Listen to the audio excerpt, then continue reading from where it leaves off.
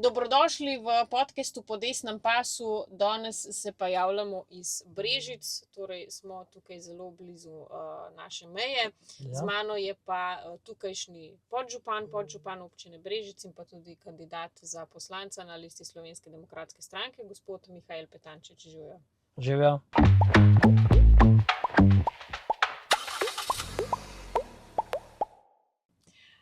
Zdaj mogoče za začetek, če se sam predstavite, nekaj sem že omenila, da ste podžupan, se pravi, ste aktiven na lokalni ravni, zdaj tudi na državni ravni v politiki, ne pa s čim se pa drugače tako ukvarjate? Ja, jaz se še ukvarjam zraven politike, bi rekel, kot lokalni funkcionar, sem tudi kmetovalec in sem zaposlen v gospodarstvu. Tako da obdelujem eno kmetijo, tam 28 hektarjev, na dveh lokacijah, recimo eno je v Brežki občini, eno je pa na Svetih gorah, gor Bistrica ob Sotli. Tako da pestro življenje in zelo dobro poznam izzive ljudi na terenu in v kmetijstvu in gospodarstvu. In kako je prišlo do te odločitve, da greste še v politiko? Politika, to je pa malo daljša zgodba. Ko sem se vrnil iz študenta iz Ljubljane, sem z bivšim našim župnikom bil v enem takem kontaktu in smo po enem dolgem pogovoru je on predlagal, da bi bil malo aktiven na lokalnem, bi rekel takrat še krajevnem nivoju, in mi je predlagal, da bi se udružil v kakšno članstvo, kakšno društvo, ker društva rabijo ljudi, ki so tudi bili malo že izven kraja, da so bili malo šolani tudi v tem smislu, in sem se res včlanil v gasilsko društvo, kjer sem še zdaj član, turistično društvo. In istočasno sem kandidiral v svet krajevne skupnosti Globoko in tudi bil član, najprej prve 4 leta član, druga 4 leta podpredsednik, 12 let predsednik in zadnji mandat član, ki pa sem mogel članstvo pač prekiniti zaradi nezdružljivosti funkcije županstva in svetništva. In tako se je potem tudi začelo. Sem bil prvo simpatizer stranke, tam nekje leta 2019, mislim, da sem se včlanil. Zdaj sem tudi 12. mandat, mislim 12. leto svetnik občinski v Brežicah in lani me pa je župan povabil oziroma me je imenoval za podžupana občine Brežice. Tukaj so se pa zdaj začele te korenite spremembe tudi glede same kandidature na nivoju občine Brežice oziroma našem odboru. Tako da, mi pomagajo in so me tudi videli kot primernega kandidata in sam pa sem tudi na to zadevo pristal. Kako pa to, da ste šli ravno v Slovensko demokratsko stranko? Zdaj nam velikokrat očitajo, da smo nestrpni, ne? Pa je to res v praksi? Ne, jaz vidim v tej naši stranki, da smo dejansko zagovarjamo res vrednote družine in to je razlika med nami in določenimi ljudmi iz drugih strank, kar mi zagovarjamo. In meni to pomeni dejansko vse. Družina, prijateljstvo in lahko rečem domovina seveda tudi. In ker sem pač sam tudi krščen, hodim v cerkev in tukaj, tako kot mi zagovarjamo v naši stranki, sem tudi za Boga in za vse zakramente, ki so pač, ki jih cerkev uči, ki niso slabi. To so vrednote ljudi, sigurno. Pa recimo zdaj glede na to, da sva pač blizu slovenske meje, ne, da je veliko ilegalnih prehodov, sploh v mandatu te vlade, želeli so tudi tukaj postaviti azilni center, ne, in ste v bistvu sprožili takrat velik upor proti temu, ne, in se je to potem ustavilo. Res je. Imeli smo tudi izredno sejo in potem smo tudi dejansko na licu mesta, to je na Obrežju, tudi protestirali, ker se nismo s tem strinjali, ker mi imamo že popisni center, potem bi pa bil in azilni dom pri nas in bi se ljudje mešali med sabo. Potem niti ne bi vedel, ko bi srečeval tisti, ko bi bili popisani, pa bi tukaj živeli, kateri so ilegalni prehodniki, kateri si pa že bili popisani. Definitivno se nismo strinjali, ker je že tako, te prihodi so za nas obremenjujoči, sploh za krajane, ki živijo ob meji. To je, si ljudje, ki živijo samo 5 km, 10 km stran od meje, težko predstavljajo, kaj šele recimo v Ljubljani. Tako da, ja, smo res nasprotovali tem in zaenkrat smo dosegli, da pač tega ni pri nas. No. Je pa veliko prihodov in tudi kraj, magar so predstavniki policije takrat z Novega mesta na naši seji dajali podatke, da nimajo niti enega prekrška, seveda prekrška nimajo niti kaznivega dejanja, ker oni po sedanji zakonodaji je ilegalni prehod državne meje, ko zaprosiš za azil, ni več prekršek, ampak si v postopku in to moramo mi spremeniti, da bo pač meja, da bo meja zaščitena in da bojo ljudje varni. In zato treba se zakonodajo spremeniti in ilegalni prehod obravnavati kot kaznivo dejanje. Pa recimo, aktualni premier je rekel, da on bi kar ilegalne prehode reševal na ta način, da bi jih razglasil za legalne, da bi legaliziral ilegalne migracije. Mislim, kakšna je to retorika? Ne, to se sploh ne strinjamo s tem. No.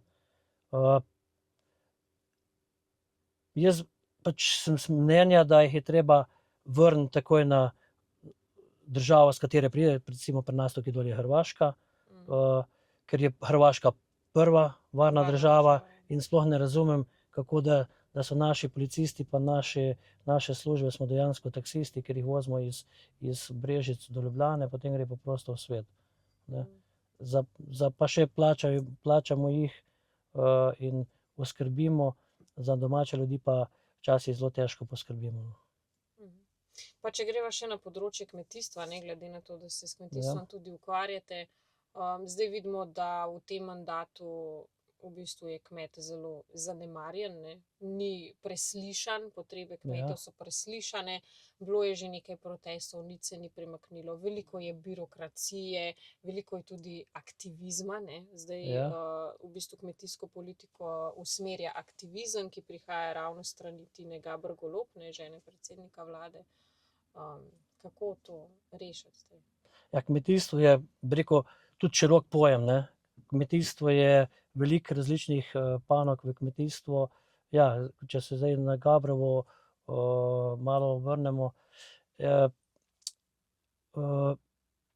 zelo pereč problem je v kmetijstvu z živalmi, z divjimi zvermi, ki delajo ogromne škode. In so bolj zaščitene živali kot pa ljudje oziroma kmetovalci in temu moramo narediti enkrat konec. Populacije moramo spraviti na tisti minimum oziroma celo na minimum, ki je bil iz leta 1400, recimo, jaz sem bil na seminarju za bobra, ne, in bobra nismo imeli pri nas že, 200 let, zdaj so ga naselili na Hrvaško pred parimi leti in zdaj je pri nas že veselo do Trebnjega, do Velenja, po vseh teh rekah in se vidi, kakšne škode dela, ne, in to Tina Gaber zagovarja. Kmetje so pa seveda s tem v slabem položaju, doživljajo razne škode, ki jih pa država ne povrača, oziroma tudi, če ti povrne, ko ti poje, 3 vrste nasada, dobijo samo sadike in potem še tisto ne, ni izpada prihodka, ampak seveda to je žalostno, no. Seveda, da je treba prvo zaščititi kmeta, premoženje njegovo, mislim, da je na 3. mestu se komaj zaščita zveri pa teh živali, ker povzročajo dejansko preveliko škodo.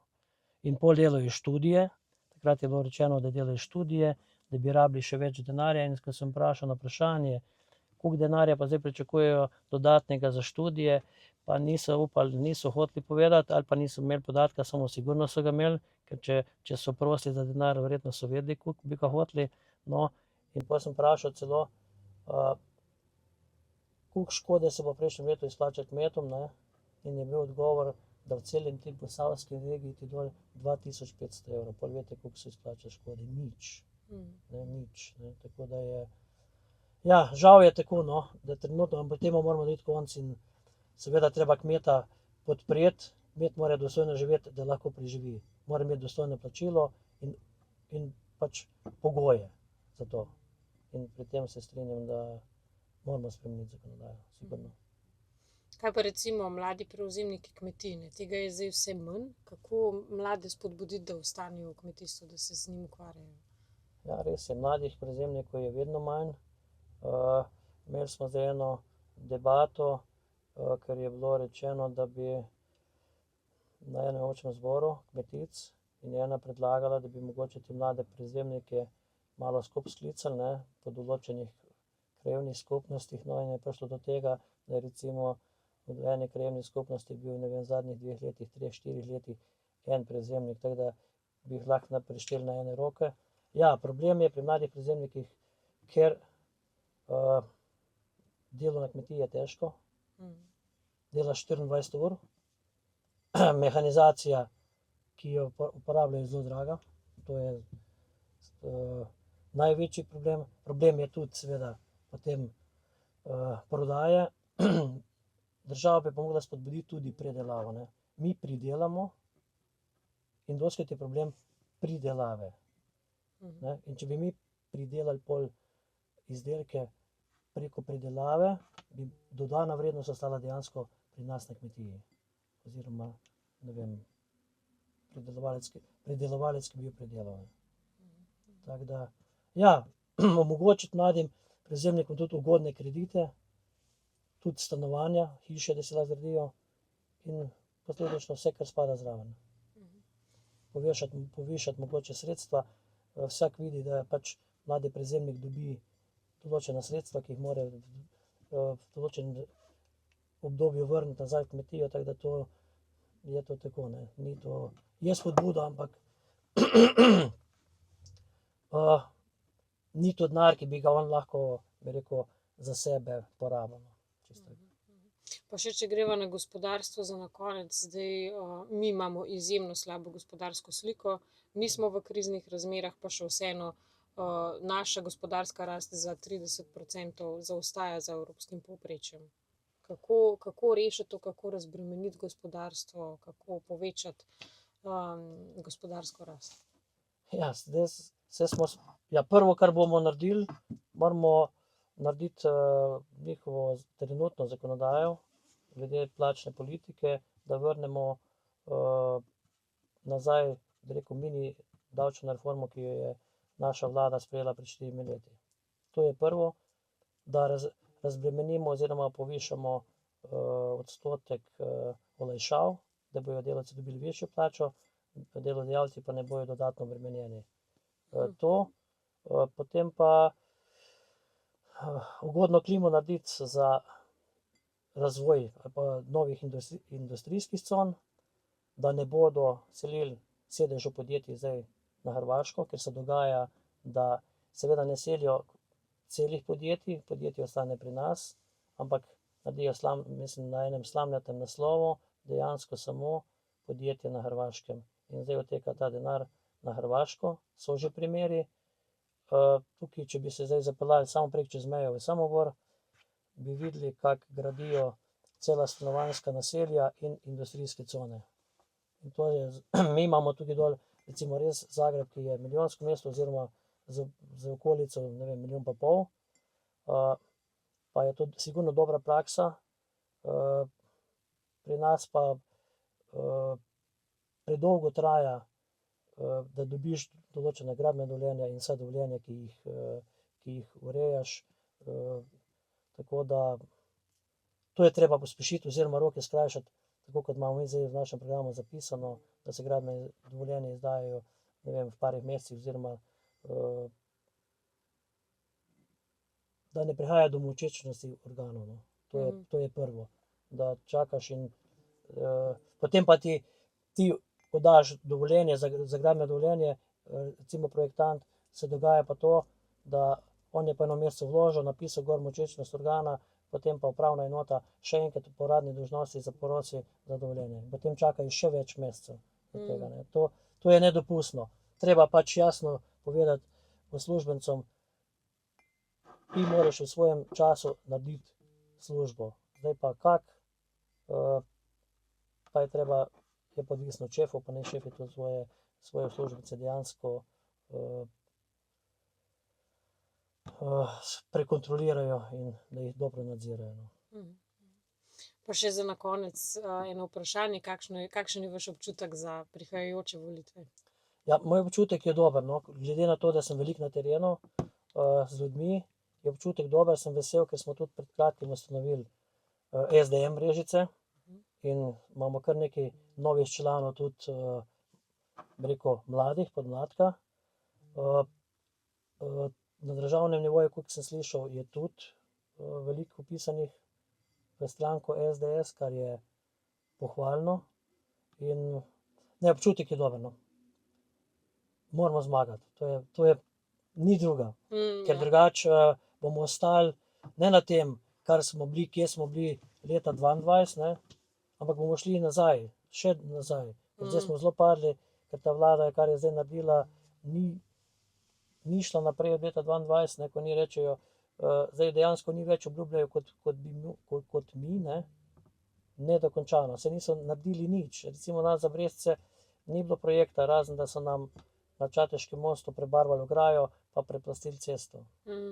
Hidroelektrarna stoji. 3 leta pa 8 mesecev so recimo rabili, da so 3 ministrstva se uskladila med sabo, kdo bo prevzel papirje oziroma da bo vodil postopek izgradnje hidroelektrarne Mokrice.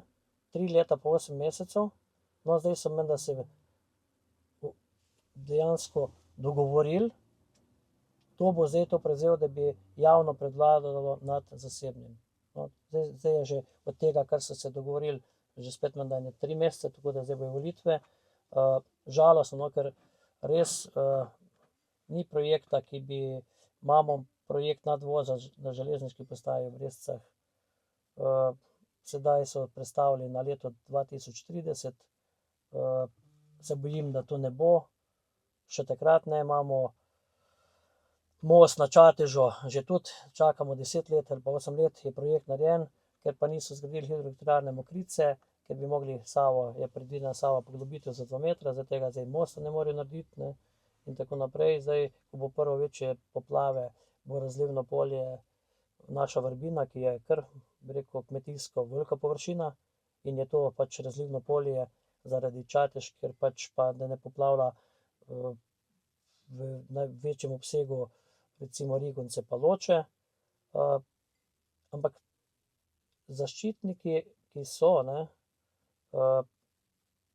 bi mogli tudi odgovarjati z svojim dejanji. Se strinjam, da obstajajo organizacije, društva, ki pač opozarjajo na stvari, ki jih je treba varovati, ampak če bi oni svojim dejanji z zaustavitvijo določenega projekta povzročili večjo škodo, kot je dejansko, če bi mi nekaj zgradili, bi mogli s tem odgovarjati za posledice. Pri nas pa to pač ni nič, posledic nimajo, oni pač bremzajo in smo v situaciji, v kateri smo, ne. Ja, res je. Tako da 22. marca ni druge izbire, kot da SDS zmaga. Jasno. Tako. Hvala lepa zato smo tu, na tem delamo. Hvala. Hvala za pogovor in pa vso srečo. Hvala.